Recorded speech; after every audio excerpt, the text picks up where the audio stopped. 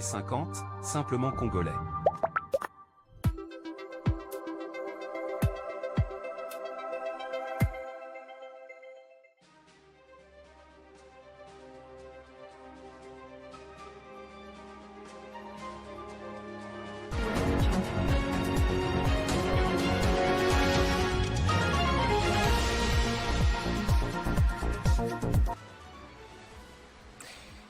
Trois principaux titres pour ce journal. 2 députés de la majorité ont retiré mardi leur signature à la motion des défiances contre le VPAM de l'Intérieur Jacques Machabani pour son bilan sécuritaire à Kinshasa. Entre pression et défection, le ministre voit sa survie politique s'est jouée désormais en plénière. Depuis janvier 2026, près de 700 civils ont été tués au Soudan par des frappes des drones dans la guerre entre l'armée et les FSR. Selon l'ONU, le pays est en conflit depuis avril 2023, vit la plus grande crise humanitaire au monde avec 34 millions de personnes ayant besoin d'aide. Ce 15 avril marque la journée mondiale de l'art, homologuée par l'UNESCO à l'initiative de l'International Association of Art. Cette date rend hommage aux artistes et à la création artistique dans le monde.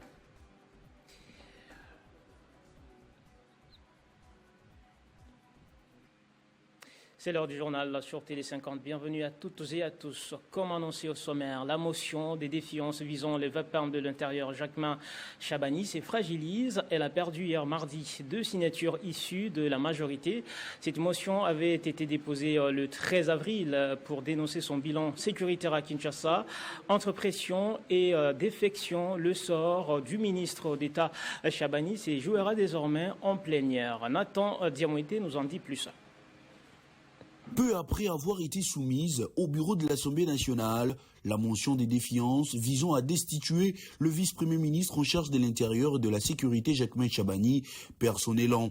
C'est ce qui explique la décision de Modeste Bahati Lukwebo rappelant ses élus à l'ordre. Suite à cet appel, quelques heures plus tard, une vague de retrait des signatures a débuté. Le député Thérèse Mpembi a exprimé via un communiqué sa surprise de voir sa signature sur la mention initiée par l'élu de Kisangani. Par la suite, son collègue Landry Sinzungu s'est aussi désengagé de cette action parlementaire, n'ayant pas obtenu l'approbation de sa famille politique, l'Union sacrée de la nation, et du parti dans lequel il milite, l'Alliance de forces démocratiques du Congo. Des décisions qui ne constituent aucun obstacle pour l'initiateur principal de la mention, les députés Ladi Yango Tikala, actuellement perçu comme un homme de terrain, attentif aux préoccupations de la population, qui a réaffirmé sa détermination à continuer sa démarche, malgré les pressions qu'il subit. Afin de mener à bien cette action, l'homme politique de Kisangani choisit de renoncer à son rôle de président AI du parti AVRP, allié de l'Union sacrée de la nation. Bien que l'initiative suscite une effervescence sur les réseaux sociaux d'un côté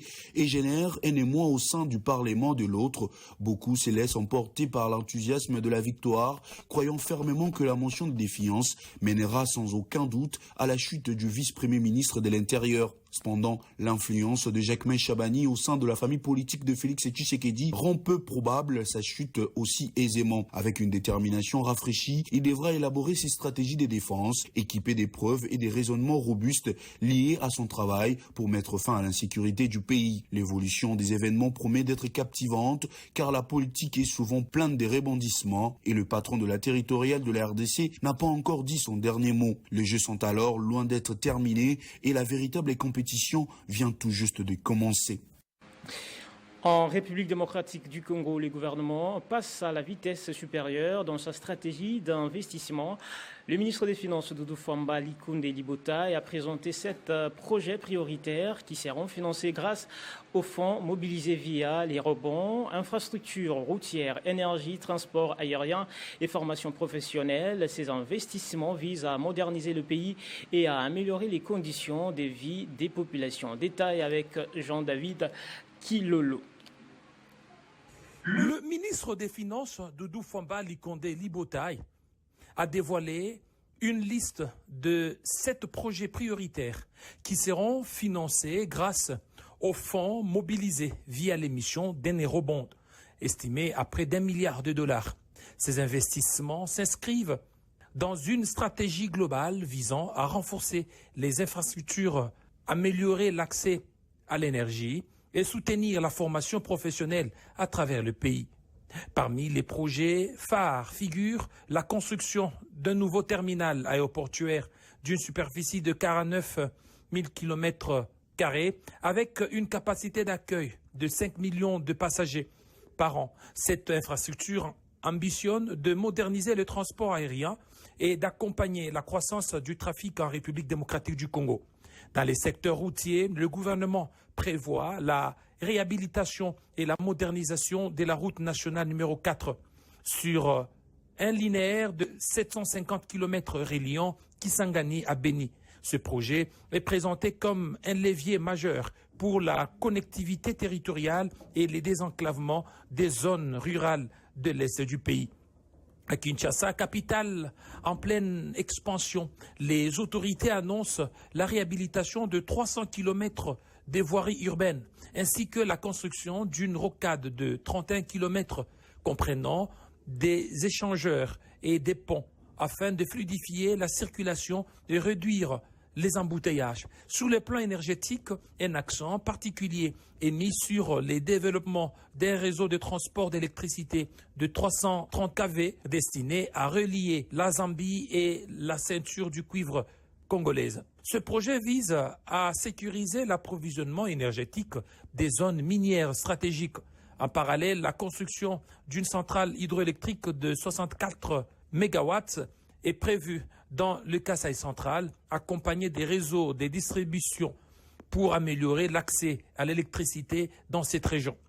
Enfin, le gouvernement entend investir dans le capital humain à travers la création des centres de formation professionnelle dans plusieurs villes du pays, Kisangani, Kinshasa, deux centres Mbuji-Mayi et Lubumbashi. L'objectif est de renforcer les compétences locales et de mieux répondre aux besoins du marché de l'emploi. À travers ce projet, l'exécutif congolais affiche sa volonté de transformer les fonds de l'eurobond en levier du développement durable tout en répondant aux défis structurels du pays. La ministre de l'Enseignement supérieur et universitaire, Marie-Thérèse Sombo, annonce le lancement officiel du processus d'octroi des bourses d'études et sursis édition 2026, destiné aux apprenants des troisième cycle. Cette initiative s'inscrit dans la dynamique de promotion de l'excellence académique et du renforcement de capacités scientifiques nationales, conformément à l'arrêté portant création de la Commission nationale d'octroi des bourses d'études. Selon la note, cette bourse s'adresse principalement aux étudiants en diplôme d'études supérieures, aux doctorants en phase terminale des rédactions de mémoires ou des thèses. L'objectif est d'accompagner ces apprenants dans l'achèvement de leurs travaux académiques, notamment dans un contexte de transition du système LMD et des finalisations du système PADEM. D'après les critères définis à la page 1, les candidats doivent notamment être régulièrement inscrits dans un établissement d'enseignement supérieur habilité en République démocratique du Congo, avoir obtenu au moins 70% au deuxième cycle, présenter des résultats académiques satisfaisants, évoluer dans une filière prioritaire, démontrer la pertinence de leur formation par rapport aux priorités nationales. Pour les doctorants, une attention particulière est accordée à la qualité du projet de recherche et à l'encadrement académique. Les dossiers doivent comprendre notamment une pièce d'identité, un CV avec photo, le relevé des notes et diplômes, une lettre de motivation détaillée, une preuve d'inscription en DSDA ou en thèse, des attestations académiques confirmant l'état d'avancement des travaux. Les filières retenues reflètent les axes de développement de la RDC, notamment STEM, sciences, technologies, ingénierie et mathématiques et numérique, mines, énergie renouvelable et développement énergétique, agriculture agroalimentaire, agroforesterie, agro-industrie, pêche industrielle et élevage industriel, ingénierie en infrastructure aéroportuaire, routière, ferroviaire, portuaire et transport. Le projet de recherche doivent démontrer un impact direct sur les piliers des croissances nationales. Les candidatures doivent être soumises au plus tard le 13 mai 2026 à 13h, physiquement au cabinet de Madame la Ministre. En ligne via les sites officiels du ministère de l'ESU, tout dossier hors délai sera automatiquement rejeté. La sélection est assurée par la Commission nationale d'octroi de bourses d'études et comprend la vérification de dossiers, une analyse technique et sociale, un classement basé sur les mérites et la vulnérabilité. la publication d'une liste provisoire et finale. Les résultats définitifs seront publiés au plus tard le 30 mai 2026. La bourse est attribuée sous forme de montant forfaitaire, variable selon les niveaux DS, DA ou doctorat et versé en une seule tranche. Les bénéficiaires s'engagent à maintenir de bons résultats académiques, fournir de rapports réguliers, respecter les règlements en vigueur, contribuer au développement national après leur formation. D'une actualité à une autre, à marge de la 13e semaine de la science et de la technologie lancée le 11 avril 2026 à Kolwezi, nous parlons dans ce journal de l'impact de l'intelligence artificielle sur l'enseignement supérieur en République démocratique du Congo. L'IA est déjà utilisée dans plusieurs universités pour la recherche, la rédaction et l'évaluation des travaux des étudiants. La rédaction 50 a joint au téléphone le professeur Jude Batubenga de la faculté des sciences de l'université de Kinshasa. Professeur, dites-nous, quel est selon vous l'impact de l'intelligence artificielle sur l'enseignement supérieur en République démocratique du Congo? Exactement, il y a un aspect positif à relever. C'est dans ce sens que actuellement avec l'intelligence artificielle, l'accès aux bonnes informations devient de plus en plus facile. On peut avoir des bonnes sources d'informations et être orienté par rapport à certains travaux, comment les aborder. Mais sauf qu'avec actuellement ce qu'on appelle l'intelligence artificielle générative, ça pousse quand même certains étudiants à la négligence, comme certains chercheurs également, qui au lieu de pouvoir faire des recherches pointues et arriver à innover, et plutôt ils confient la charge aux IA génératives comme par exemple les ChatGPT, les Gemini et autres, qui sont censés pouvoir élaborer les articles comme des travaux pour eux. Et heureusement que nous avons des outils qui permettent de pouvoir vérifier pour valider ce genre de travaux et s'assurer que non, les travaux n'ont pas été réalisés plutôt par les outils d'intelligence artificielle. D'un autre aspect aussi que nous pouvons relever que parfois il y a ce qu'on appelle l'hallucination avec les outils générative de l'intelligence artificielle, dans ce sens que les outils-là peuvent aussi vous orienter vers de mauvais résultats, parce que par manque de sources fiables, on peut vous renvoyer des résultats qui ne sont pas conformes. Et c'est à ce titre-là qu'il est toujours impérieux de pouvoir ne pas trop s'y fier, parce que ça peut nous induire en erreur. Mais du moins, il y a des travaux qui se font de manière à ce que nous aussi, dans le cadre de la RDC, que nous puissions arriver à nous approprier suffisamment l'utilisation de l'intelligence artificielle. Merci beaucoup, professeur. Je rappelle à nos téléspectateurs qu'il a été joint au téléphone par notre stagiaire Laetitia Kutupuka.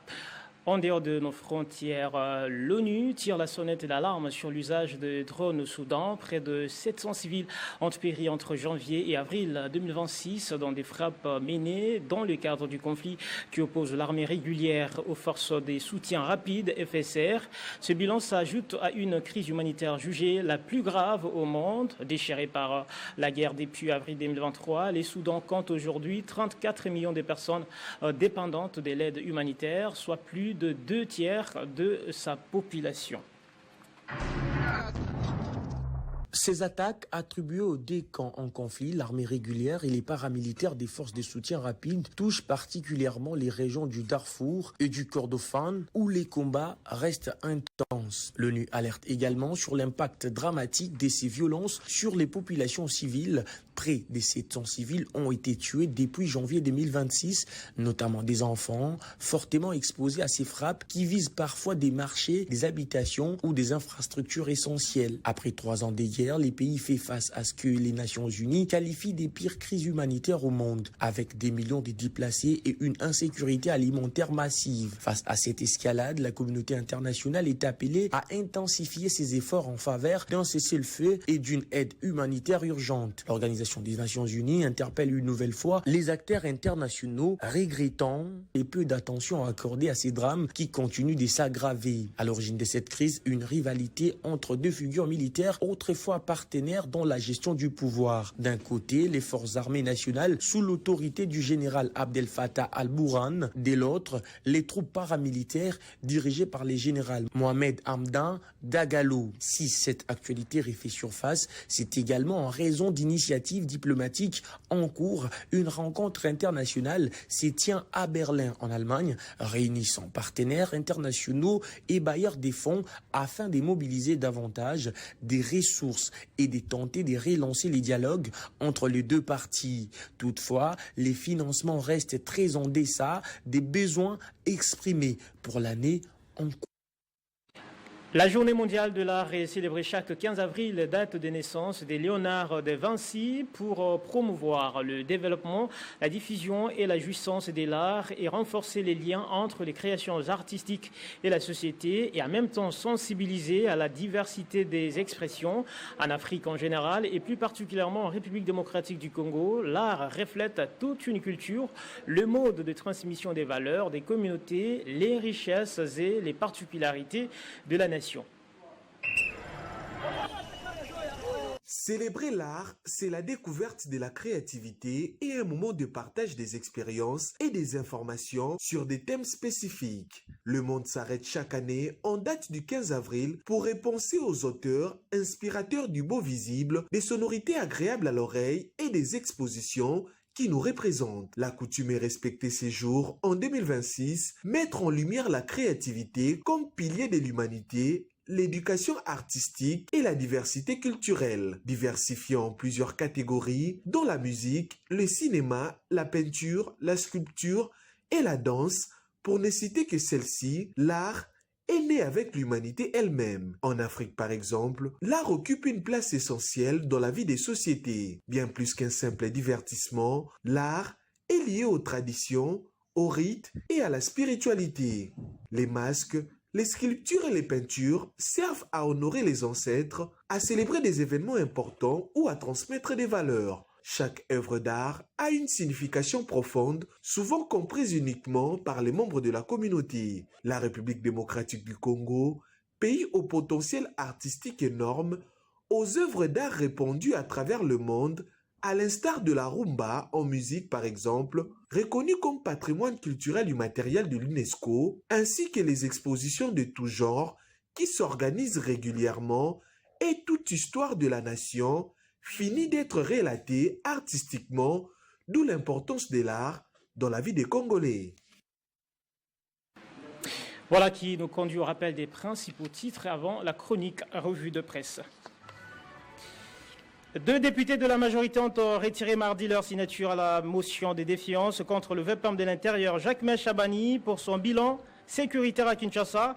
Entre pression et défection, le ministre voit sa survie politique se jouer désormais en plénière. Depuis janvier 2026, près de 700 civils ont été tués au Soudan par des frappes de drones dans la guerre entre l'armée et le FSR selon l'ONU. Le pays en conflit depuis avril 2023 vit la plus grave crise humanitaire au monde, avec 34 millions de personnes ayant besoin d'aide. Ce 15 avril marque la journée mondiale de l'art, homologuée par l'UNESCO à l'initiative de l'International Association of Art. Cette date rend hommage aux artistes et à la création artistique dans le monde. Restez avec nous pour la toute dernière partie de ces journaux, mesdames et messieurs.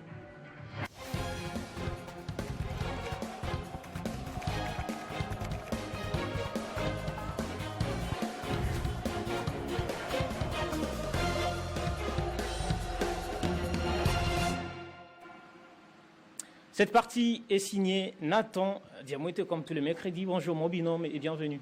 Bonjour héritier, merci. Bonjour également à tous ceux qui nous suivent de partout.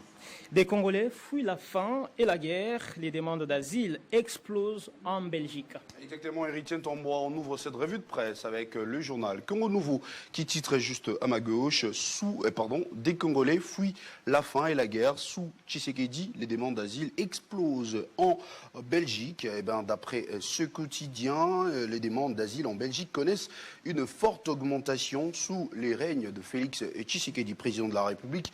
L'accroissement de ce requête d'asile, héritier Ntombwa, principalement motivé par les raisons économiques, révèle aussi que la prise du pouvoir par le président de la République, Félix Tshisekedi, n'a pas significativement modifié la vie quotidienne des Congolais. Les statistiques fournies d'ailleurs par la ministre belge précisent cette fois le journal La Prospérité sont révélatrices. En 2023, la Belgique a reçu 1250 requêtes d'asile provenant des citoyens congolais en 2025, soit 2 ans plus tard. Cette valeur a doublé pour se lever à 2500. En abordant cette actualité, Héritier Ntombwa, la tempête des tropiques, souligne de son côté que le danger évoqué par l'ex-puissance coloniale surgit justement à un moment où Kinshasa vient de conclure un pacte avec les États-Unis d'Amérique pour accueillir provisoirement les migrants en situation illégale sur le sol américain.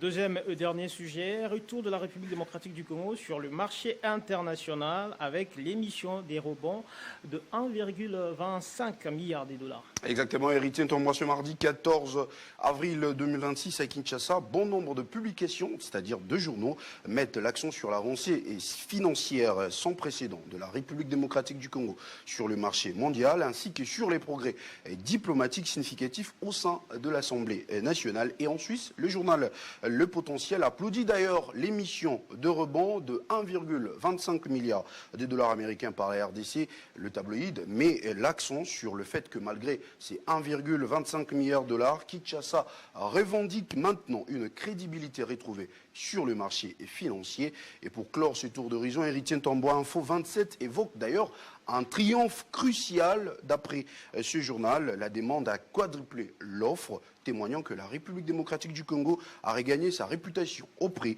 des investisseurs internationaux grâce aux efforts du président de la République, Félix Tshisekedi. Selon l'article du journal, cette collecte de fonds représente une rupture avec la dépendance exclusive au financement consensuel. Selon le média, ces fonds seront utilisés pour financer justement 7 projets structurants destinés au pays. Précis, concis et court. Merci beaucoup Nathan pour ces rendus. À la prochaine occasion, le mercredi pour le même exercice. C'est moi qui vous remercie, Héritier Ntombwa. Merci à vous aussi d'avoir suivi cette session d'information qui s'est achevée. Ne nous quittez pas, vous restez avec nous. L'actualité reste en continu sur votre télévision et sur les www.tele50.cd.